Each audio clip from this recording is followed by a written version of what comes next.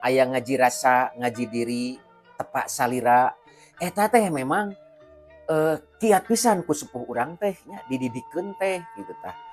Kaasup sim kuring oge nong toreng keneh saurpun bapa.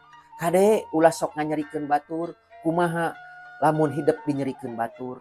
Kade tong sok gubag-gebug ka batur, kumaha lamun hideep digebug ku batur kitu nya. Tah, kumaha rasana eta lamun budak eta digebug ku urang, eta sepuhna teh kumaha nya. Tada teuing nyerieun manahna gitu.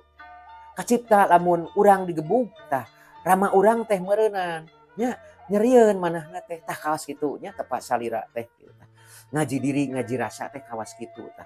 Kiwari eta teh tos teu aya nya murang kali urang tos teu wawuheun kana hal-hal patali konsepsi kasundaan komo karahayuan mah geus teu wawuheun dapat dididik ku cara Islam oge nya anu terkonstruksi dengan baik katawisna henteu mempan eta teh da memang karakterna tos dibentuk ti semenjak anjeunna emut nya eta teh tos dijejelan kitu nya ku mangrupa sababaraha hal kitu seueur aya ku kartun teh nya da sim kuring oge lieur da bingung katanya lamun ningali kartun bet eueuh jamanan bet eueuh contohan narasi-narasina teu paruh komo SpongeBob tah da sok lieur sim kuring oge kumaha eta lamun lalajo SpongeBob kitu tah bet aya moyan tengah laut